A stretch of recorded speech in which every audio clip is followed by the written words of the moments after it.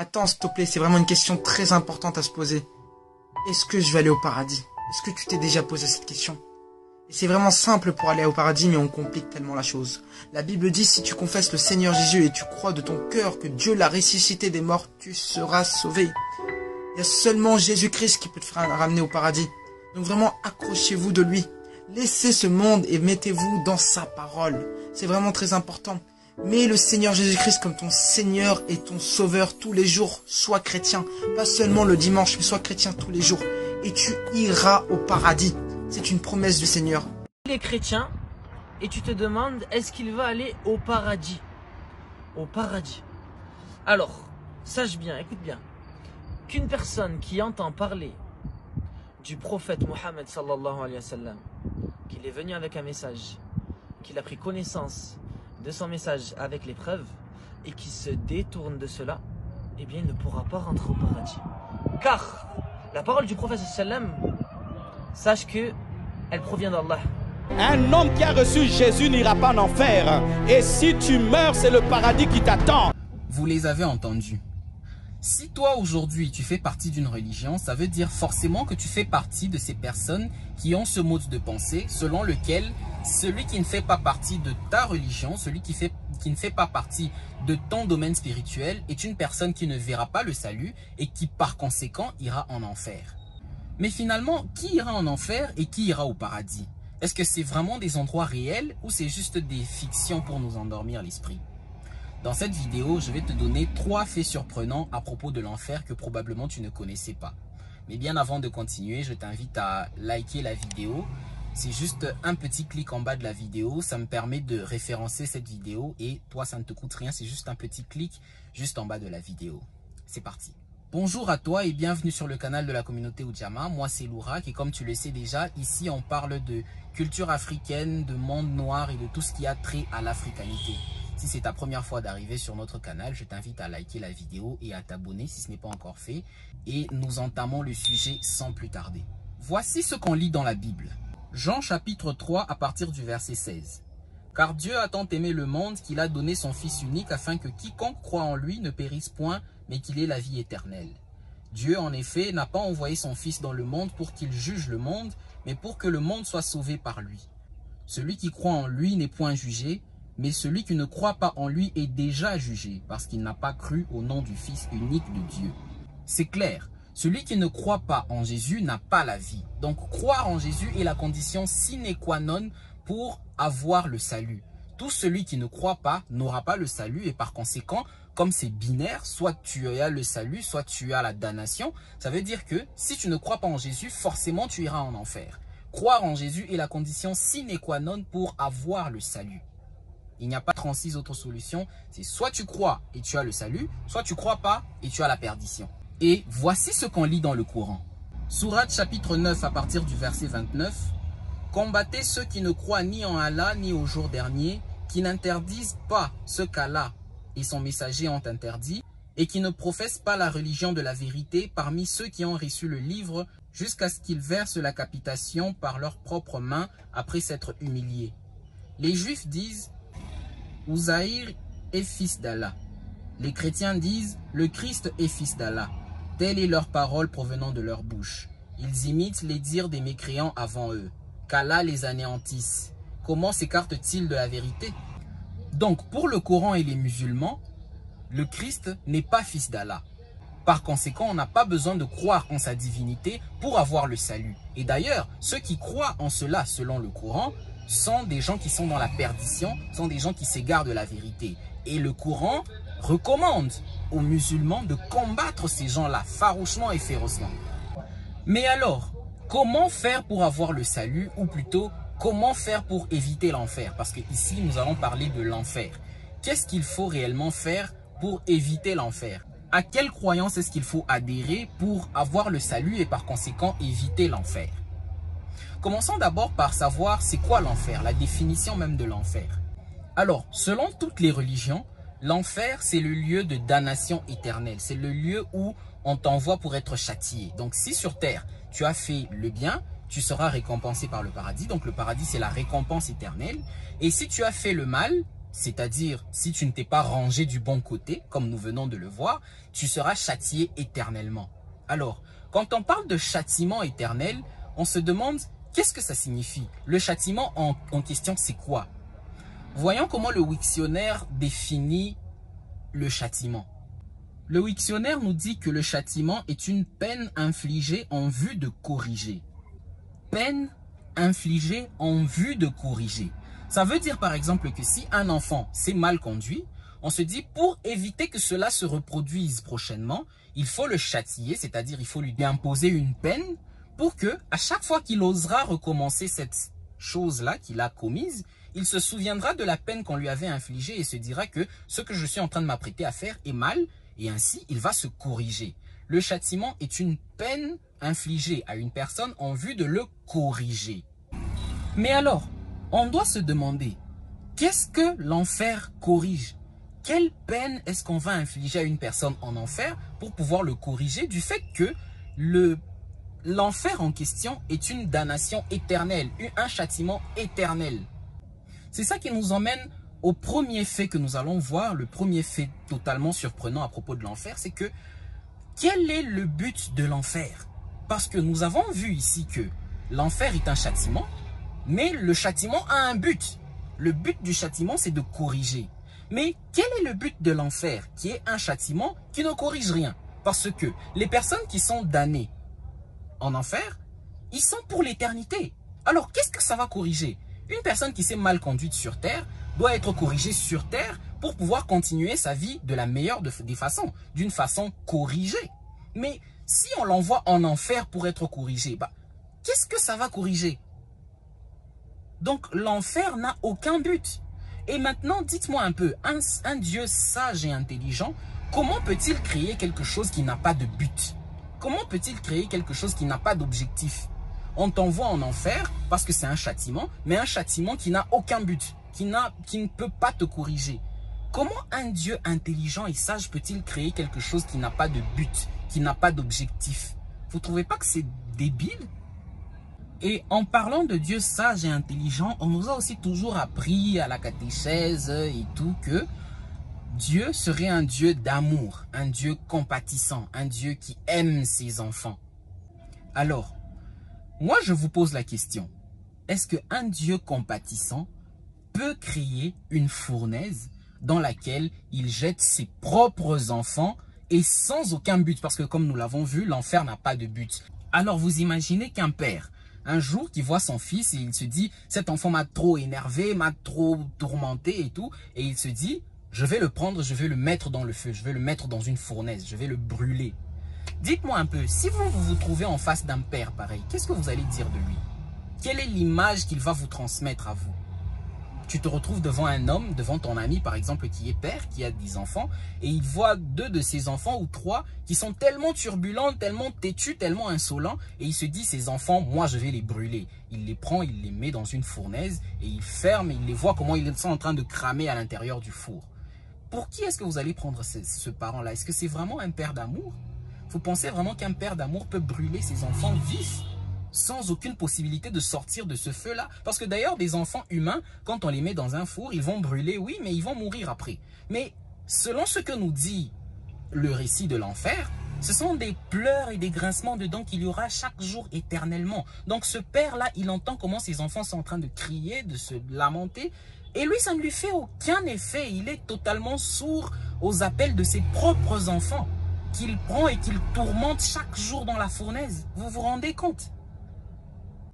Quel père plein d'amour peut se comporter de cette façon, de cette manière? Donc le deuxième fait intéressant ici à propos de l'enfer, c'est que un Dieu d'amour ne peut pas tourmenter ses enfants de cette façon, même s'ils sont insolents, même s'ils sont je ne sais quoi. Un père plein d'amour ne peut pas châtier ses enfants de cette manière. Déjà, ça, ce n'est même pas un châtiment parce que comme nous l'avons vu, le châtiment, c'est une peine infligée dans le but de corriger. Mais on a vu que l'enfer ne corrige rien. Donc, un père plein d'amour ne peut pas tourmenter, ne peut pas torturer ses enfants de cette manière sans aucun but. Le troisième fait intéressant ici dont nous allons parler à propos de l'enfer, c'est que le jugement de l'enfer est un jugement totalement inéquitable. Comment ça? Imaginez-vous Un enfant qui vole une pomme sur un étalage au marché et un tueur en série, un criminel de guerre qui a massacré des millions et des millions de personnes, si tous les deux meurent sans s'être repentis, ils arrivent devant Dieu, ils leur diront « Vous avez péché et vous ne vous êtes pas repentis avant de mourir ». Ça veut dire que tous les deux, vous allez en enfer. Donc, un enfant qui a juste volé une pomme sur un étalage parce qu'il avait faim, reçoit la même peine qu'une personne qui a tué, massacré des milliers de gens pendant toute sa vie. Vous vous rendez compte de la chose? Même le jugement des humains, nous les humains qui sommes imparfaits, on ne peut quand même pas juger comme ça. Quand on va au tribunal, une personne qui a volé une pomme à l'étalage n'a même pas besoin d'un procès. On va juste, voilà, on lui donnera une peine, soit une peine de remboursement, il va rembourser la pomme qu'il a volée, ou alors quelque chose de similaire. Et un criminel de guerre qui a massacré des milliers de personnes sur le champ de bataille ne peut pas être jugé de la même façon. Il ne peut tout simplement pas rembourser, ou je sais pas, il aura en tout cas une peine beaucoup plus lourde, parce que ces crimes étaient beaucoup plus lourds. Mais comment est-ce qu'un Dieu d'amour, un Dieu intelligent, un Dieu sage peut avoir ce genre de jugement? Comment ça se fait? Donc une personne qui a volé une simple pomme sur un étalage et une personne qui a massacré des milliers de personnes, des millions de personnes, reçoivent la même peine. Et quel genre de peine? Ils sont brûlés éternellement dans une fournaise qui ne s'éteint jamais. Non mais franchement. Et toujours pour parler d'équité, imaginez-vous une personne, ce criminel-là, ce criminel de guerre, qui a massacré des gens durant toute sa vie, qui à la fin de sa vie se rend compte que ce qu'il a fait était tellement mal, et il se dit, bon, je reconnais ce que j'ai fait, je reconnais que c'était mal. Il reconnaît sincèrement que ce qu'il a fait était mal, et si c'était à refaire, il pouvait totalement changer et réparer toutes les fautes qu'il a commises. Bon, c'est déjà trop tard, il est sur le point de mourir. Il est là en train d'agoniser et il se repent de toute son âme et il reconnaît sincèrement que ce qu'il a fait était mal. La religion chrétienne nous enseigne que celui qui reconnaît ses fautes, comme le bon larron qui était à droite de Jésus, celui à qui il a dit que le soir même ils seront dans le paradis, eh ben, des personnes comme ça vont justement au paradis. Alors que un bouddhiste par exemple, qui a fait du bien pendant toute sa vie, qui a aidé les pauvres, qui a vécu une vie tellement saine, mais à la fin de sa vie, Jésus revient, il lui demande la condition sine qua non dont on parlait tout à l'heure là, la condition sine qua non pour avoir le salut, qui est de croire en Jésus, parce que nous l'avons vu Jean 3 à partir du verset 16, nous avons lu, tout celui qui confesse de sa bouche que Jésus est Seigneur, et bien celui-là aura la vie. Et pourtant les bouddhistes ne confessent pas de leur bouche que Jésus est Seigneur, ils ne connaissent même pas Jésus.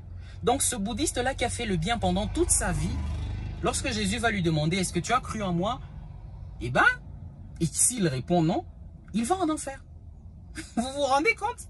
Une personne qui a fait le bien pendant toute sa vie, qui a rendu les gens heureux, qui a emmené la joie dans le monde. Cette personne-là va en enfer. Mais une personne qui a commis les pires crimes et les pires horreurs de l'humanité, cette personne-là va au ciel tout simplement parce qu'elle a reconnu qu'elle avait tort et qu'elle s'est repentie, qu'elle a accepté Jésus au moment de sa mort.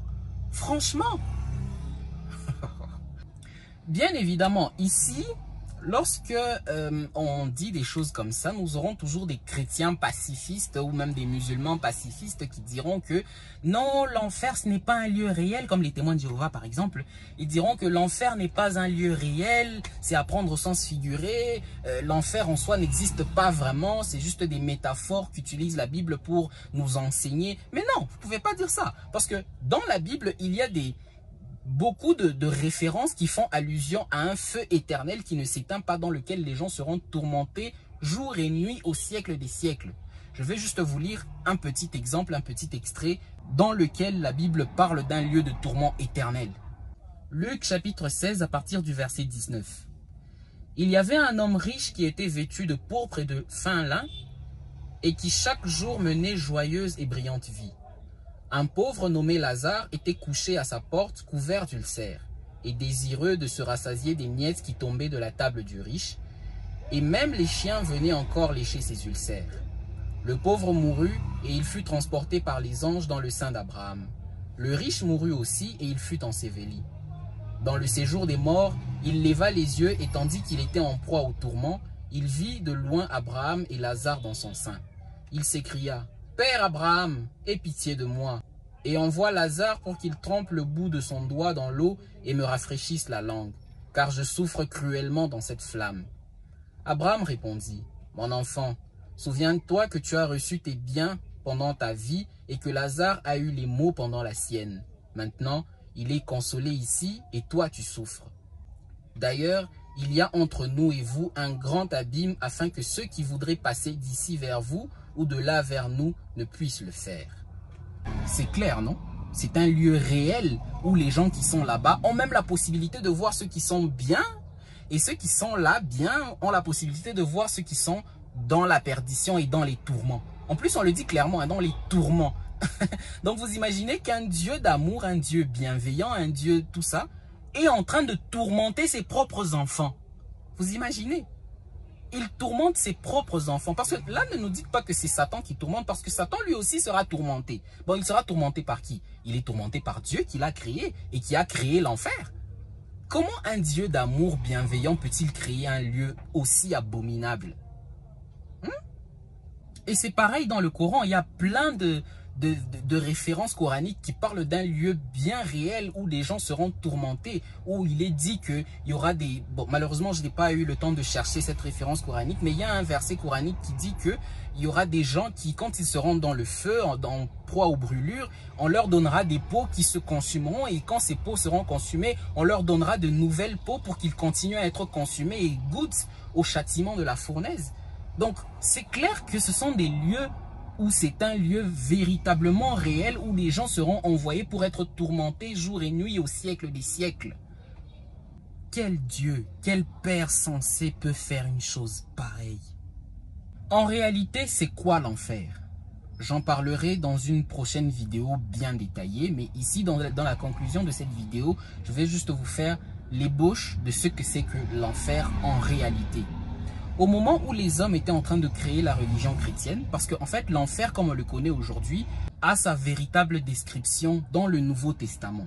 Parce que dans l'Ancien Testament à l'époque des Juifs, les Juifs originels, on ne connaissait pas l'enfer de la façon dont on le connaît aujourd'hui. Le concept de l'enfer n'était pas évoqué dans l'Ancien Testament tel qu'il est évoqué dans le Nouveau Testament, c'est-à-dire un lieu de tourment éternel. Dans l'Ancien Testament, on parle juste de la fosse, l'endroit où les morts attendent, le séjour des morts, comme on appelle ça, le Sheol, qui est une fosse dans laquelle les morts sont entassés. J'en parle dans une précédente vidéo.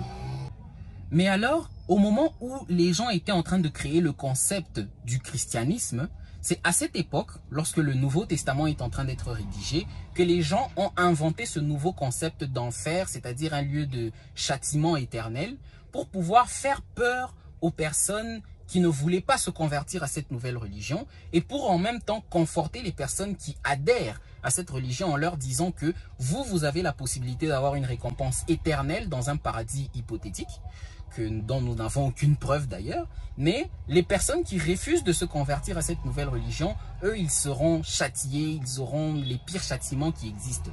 C'était en même temps pour faire peur à ceux qui refusaient de se convertir à la nouvelle religion et aussi pour donner du réconfort à ceux qui se sont convertis à la nouvelle religion et principalement les pauvres. L'enfer comme le paradis, ce sont des conceptions et des inventions humaines. Parce que comme on l'a dit, aucun Dieu ne peut créer un tel imbroglio sans aucun but. On a bien vu que le châtiment, c'est une peine qu'on inflige à quelqu'un en vue de le corriger. Mais qu'est-ce que l'enfer corrige? Rien du tout. Donc un Dieu sage et intelligent ne peut pas concevoir quelque chose d'aussi abominable et aussi absurde. Sachez que ce châtiment qu'on appelle l'enfer n'existe pas. Si vous en avez une preuve, apportez-la nous. Ne nous emmenez pas des témoignages des gens qui disent « Ouais, j'étais en enfer, j'ai vu l'enfer et puis Jésus m'a ressuscité, je suis revenu. » Ça, en tout cas, c'est la parole des uns contre celle des autres. Il y a des gens qui disent avoir visité l'enfer. Il y a des gens qui... Nous, on ne veut pas de ça. Donnez-nous des preuves concrètes qui nous montrent que réellement l'enfer existe. Donc, en résumé, si tu es dans une religion qui dit que si tu meurs dans des mauvaises conditions, tu iras en enfer, eh ben, je t'invite à prendre du recul, d'observer ta religion un peu de loin, à l'écart, et observe un peu toutes les incohérences et toutes les choses qui ne collent pas avec la réalité. Rends-toi tout simplement compte de l'évidence et tu m'en diras des nouvelles. À très bientôt.